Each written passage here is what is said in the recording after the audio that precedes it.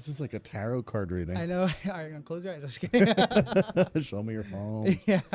All right, Sean. So I like to start off every conversation with a snap with two hands. All right. So we're gonna snap on three. 1, 2, 3. Welcome to Unexpected Connections, where we bring together inventive people across different industries through events and intimate dinners. We share insights from industry leaders pushing the boundaries. Thanks for tuning in. How's it going, guys? My name is Josh. We are here with Unexpected Connections Dinner 2023 at the Intertrend office. I'm here with Sean Daly. Thank you so much for joining us today. Thank you for having me. Yeah. Tell us about the dinner. The dinner was so good. I'm still thinking there was a bone. I don't know if you saw this, but there was a giant, like, Flintstones-sized dinosaur bone. Yeah. And I chickened out. I don't know why I didn't eat it, but I'm still thinking about it. Yes. It's waiting for you later. Yeah. So going on the theme of the night, right, we're talking about the imperfectly perfect time to start. Mhm. So within your career, when could you recall a time that what happened for you when, I was an actor for a little while. And it's what brought me to Los Angeles. When I moved to LA, I was vacillating between film acting and commercial acting, which are two very separate things, and you're not supposed to talk about trying to do both at the same time. Got it. And I was sort of moonlighting to do commercials because you made more fast money. So I went to I had a commercial agent who said, you have a big commercial audition, but you have to be a UPS guy. So you need a UPS uniform. And they said, do you have that? And a lot of actors for commercials have like a doctor's outfit and a bodybuilder outfit. And so I said, yeah, I got that. And like a day or two later, someone called to confirm that I had a UPS outfit. And now I was just plain lying because I did not. Yeah.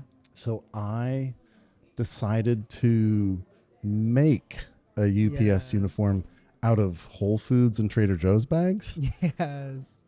Because it made sense at the time. And so I cut up a shirt and I traced it, and they were convincing, but they were like loud paper clothes. Yeah. And I got to the audition and in the waiting room, like put it on, and all these like real actor people were like, what are you doing? And I didn't really know. It didn't really matter because I was like, I'm a UPS guy. Just get into it. Let's get into it.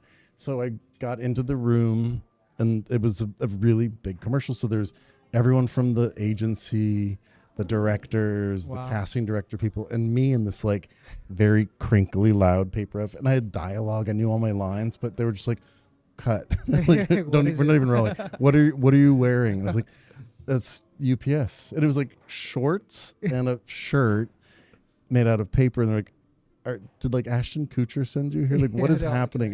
You're crazy.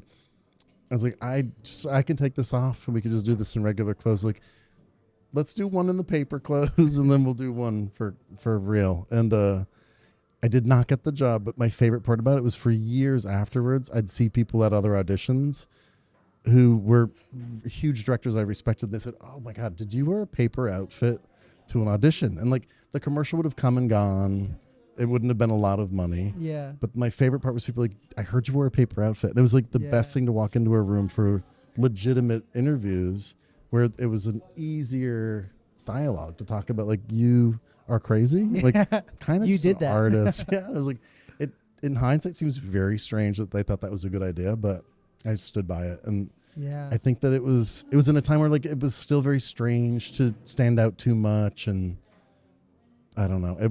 I'm looking back, I'm actually kind of proud of it because it was a ballsy move. Yeah. It was a lot to risk because if I didn't get the job, I didn't get the job. But Well, and also too, you set a big impression with everybody in the room. Yeah. And it was positive. I think people were. It was received with like a laugh, and then also looking back at it, like they were pretty tight. Like the clothes looked pretty solid. They were legit, but it was I think everyone was actually very impressed. Like you make clothes too. Like nope. This is the first time I've ever made a UPS uniform out of paper bags. Like, that's ingenuity. And the industry that I remained in for a long time was about ingenuity and showing change. So yeah.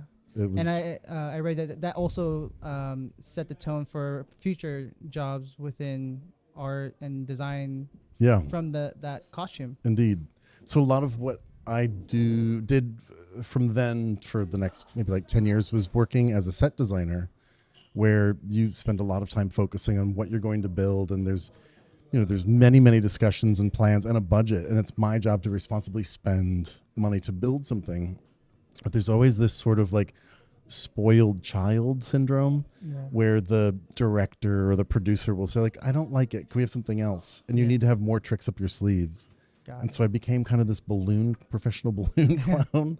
And it's this idea that More you can skills. make anything happen. You can kind of pull it out of thin air, actually. Yeah. What advice would you give to someone aspiring to go in a creative endeavor?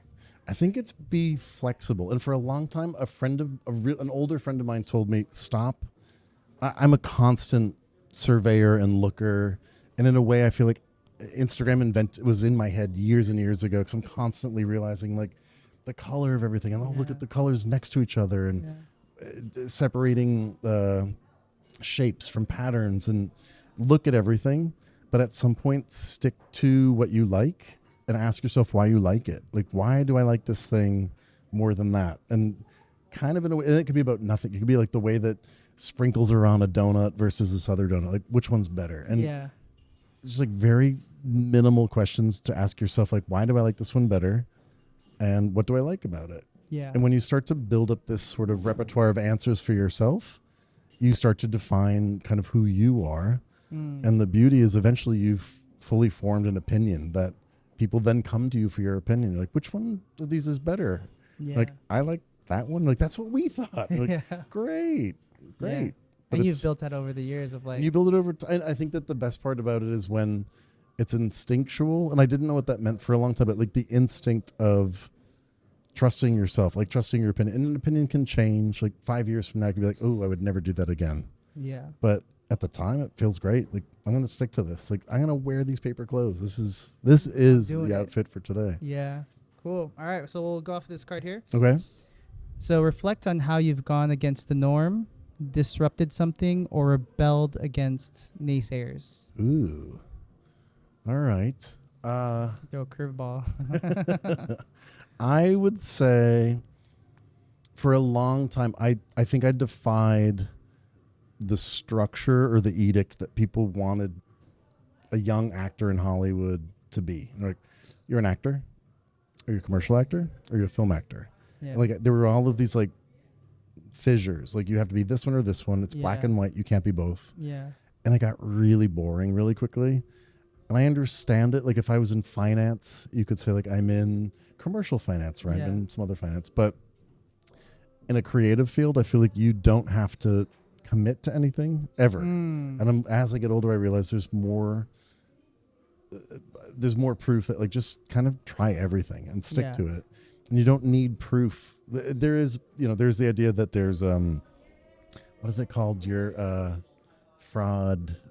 Imposter syndrome. Imposter syndrome. Yes. Which I believe in imposter syndrome, but at some point it's going to get in the way. Yeah. You just got to get over Throw it away. Throw it away and just try it. And I was doing a lot of improv. And in improv, there's these rules. The one rule is yes and. So no matter what you tell me, I say, oh, okay, great. And then I build off of it. So you're a dinosaur. Okay, great. Yeah. Yes. And you're a vegetarian. And there's something about like that confidence building, which I then applied to myself as a 20-something in the world where people are like, define yourself in 2 words. Like, I don't think it's possible. Like, do you have 10 minutes? I could give you a much clearer, more accurate description in 10 minutes. Yeah. 2 words isn't going to work. Yeah. And so I think that everyone owes, you're here for a long time. You have a lot of learning and teaching. So yeah. And last question, what advice would you give to your younger self? Do probably what I just said sooner. Nice. And just go for it. Get into it. Yeah. Awesome. Because it's true. Like, no one will. I once installed a bunch of broken tiles on purpose. Yeah. And it was crazy because the first 2 we did with this tile laying guy, he was like, what are we doing? I was like, we're going to just install them because like tiles break. Like, that's the way it goes. But if there's one that's already broken, it's like a shoe that's already kind of scuffed. Yeah. Let's just do like every couple of tiles, let's have a broken one. Yeah. He's like, this is so weird. Like, I've been a tile guy for decades. I was like, let's just keep going for it. And the first thing everyone's first words was like, I love this floor. This is really cool. And we used broken tiles. We didn't send them back. We just put them in, and it was kind of the best thing I've ever done. Awesome. Yeah. Well, thank you so much, Sean. I Nice appreciate to you meet taking. you. Yeah, likewise. Thank you so much. Likewise. I'm Sean Daly, and this is Unexpected Connections.